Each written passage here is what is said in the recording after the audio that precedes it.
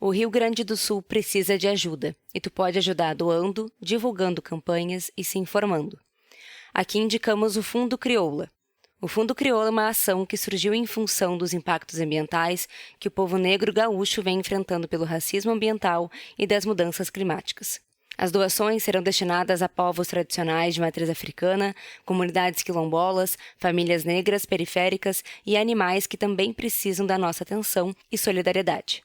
A chave Pix é o oi.crioula@gmail.com.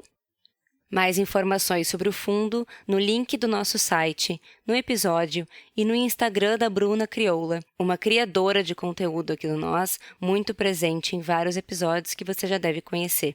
Acompanhe a Bruna, acompanhe a gente, ajude, se proteja, se cuide.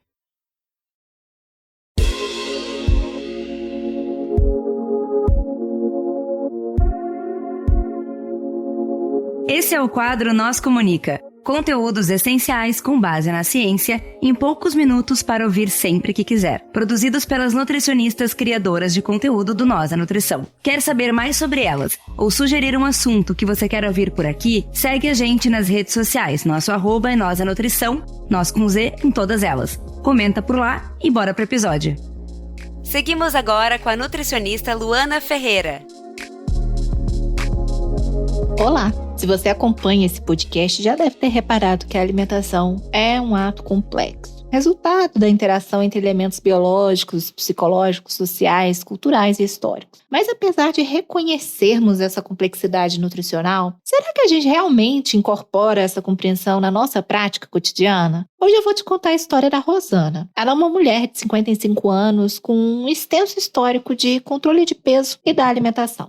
Ela tem 2 filhos, um de 18 e outro de 20 anos. Ela dirige uma empresa de seguros, ela é bem-sucedida profissionalmente e relata estar passando por uma fase mais caótica, né? Na verdade, ela diz que é a fase mais caótica da vida dela. Ela me procurou com queixas de cansaço, ganho de peso, além do que ela considerou normal durante essa fase da vida. Libido baixa, episódios de tristeza, baixa qualidade de sono, calorões horríveis acompanhadas por um mal-estar intenso, que surgia subitamente. Ela estava 15 meses sem menstruar. Ao procurar um médico, diagnóstico, pós-menopausa. A solução, reposição hormonal. Dentro de algumas semanas que ela estava fazendo a reposição hormonal, os calorões foram embora e ela já dormia melhor, a libido continuava baixa, os episódios de tristeza se mantinham e os quilos a mais, então, nem se fala. Rosana chega para uma consulta comigo com uma ponta de esperança de que eu tivesse um suplemento ou uma dieta revolucionária que pudesse deixar ela mais disposta, que aumentasse essa libido e que a fizesse perder aqueles quilos extras. Prontamente eu comecei a perguntar a ela sobre a vida dela, né? Pergunto do trabalho, dos filhos, do marido, da rotina. E ela me disse que o trabalho sempre foi muito estressante. Ela tinha sentido vontade de mudar. Está há muitos anos numa mesma área e gostaria de se sentir mais desafiada. Mas o mercado de trabalho, para quem tem mais de 50 anos, não é nada fácil, mesmo para quem já tem experiência, de acordo com o que ela me contou. Ela achava que se aventurar em algo novo nessa idade era muito assustador.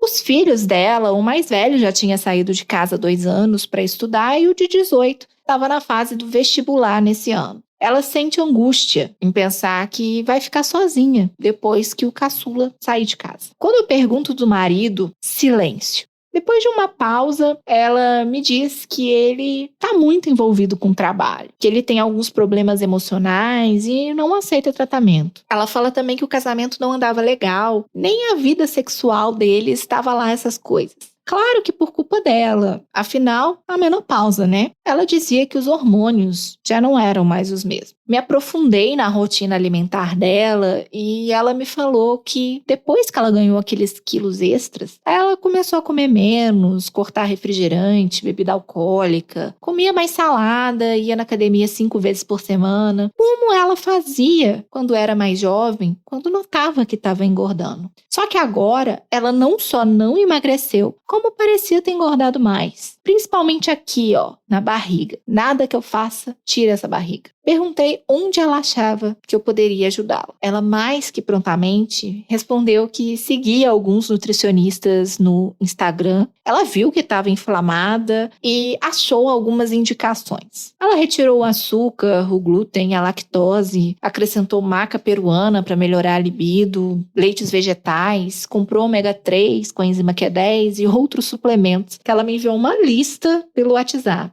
Nada mais, nada menos que 9 cápsulas. Mas ela estava chateada, porque nada daquilo parecia solucionar. O médico dela também falou que a glicose e o colesterol não estavam legais. E o pai dela teve diabetes e a mãe teve um infarto aos 60 anos. Então, na menopausa, ela começou a pensar que precisava se cuidar mais para não ter o mesmo resultado. Então, além de controlar sintomas, ela pensava em saúde e longevidade. Morria de medo de ficar dependente dos filhos. Ela viu que eu falava muito sobre envelhecimento no Instagram, então decidiu me procurar. Essa história que eu contei é a história de milhares de mulheres que se aproximam da menopausa e buscam informações sobre saúde e longevidade. Todos os meses, várias Rosanas me procuram. Essas mulheres, elas se encontram perdidas, angustiadas, desconhecendo o que está acontecendo com o corpo delas, com a sua saúde, cheias de medicamentos e dúvidas, e se perguntando por que mesmo fazendo de tudo, os sintomas não passam. Para entender o que acontece com Rosana, a gente precisa de falar de medicalização. A medicalização acontece quando pegamos aspectos da vida social, cotidiana, que não são problemas médicos, mas nós os interpretamos sobre a ótica das ciências biomédicas.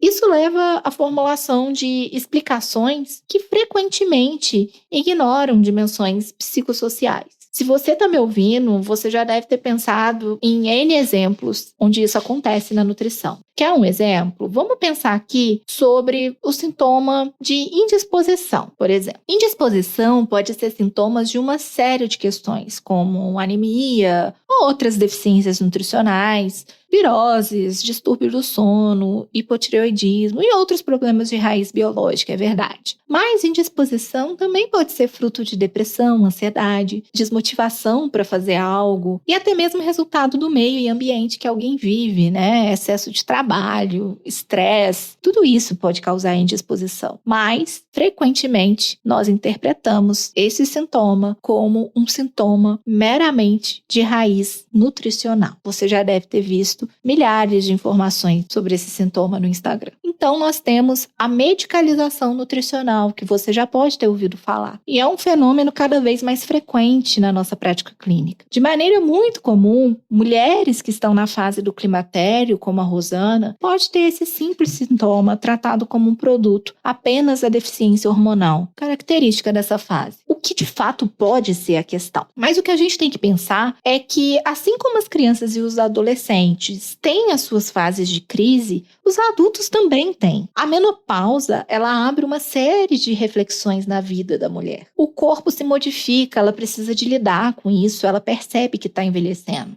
Ela olha para o lado e não encontra referências, ela procura ajuda profissional e muitas vezes não é o suficiente. Ninguém disse para ela que seria duro a saída dos filhos de casa, filhos esses que ela dedicou grande parte da vida dela. Ninguém disse para ela que o trabalho estável não faria mais os seus olhos brilharem. Ninguém disse que ela iria olhar para o lado e ver que o marido já não era mais o mesmo e que também não estaria envelhecendo muito bem. Ninguém disse que dietas não seriam mais suficientes, que ela não aguentaria mais essa vida atribulada e que nem o sexo ela teria disposição para tentar. Afinal, não reconhece mais o corpo, o marido, nem mesmo as suas roupas. Ninguém disse que ela teria que se reinventar. E sabe o que é pior do que ninguém ter dito absolutamente nada disso para ela? Ninguém ter dito isso tudo pra gente, profissionais da nutrição. No Brasil, a gente tem 55 milhões de pessoas acima dos 50 anos. Essas pessoas são muito diferentes umas das outras. Diferente em cor, gênero, classe social, estilo de vida. E isso já demonstra que a velhice dessas pessoas também será diversa. Então, as pessoas idosas, elas não são todas iguais. A nutrição, como uma ciência influenciada pela hegemonia da biomedicina, tem dificuldade de lidar com esse público. A gente sabe sim que a alimentação é influenciada por fatores biológicos, psicológicos, sociais, culturais. Mas, muitas vezes, quando o assunto é envelhecimento, nós o consideramos apenas pelo declínio biológico e a gente desconhece totalmente o ser que envelhece. Problemas relacionados a essa medicalização da nutrição já são bem conhecidos. Mas você já parou para pensar que nós também estamos tratando o envelhecimento como um fenômeno que pode ser solucionado por essa medicalização? De forma alguma, eu venho dizer que não é necessário verificar a necessidade de suplementação e nem que nós não temos evidência para tratar sintomas dessa forma. Mas é importante compreendermos que existem algumas questões que influenciam na forma de fazer nutrição no envelhecimento. Não existe cura para o envelhecimento e temos que tomar muito cuidado com o nosso discurso anti-envelhecimento, porque podemos estar propagando simplesmente o etarismo e aplicando técnicas que não existem tantas evidências científicas assim. E acredite, muitas vezes isso acontece quando o assunto é longevidade. A gente precisa de pensar que as pessoas maduras também estão imersas na lógica que estabelece o peso ideal. Teremos produtos para isso. A construção da magreza como um atributo de sucesso e distinção social também pode afetar essas mulheres maduras. Também teremos produtos para isso. Temos também, no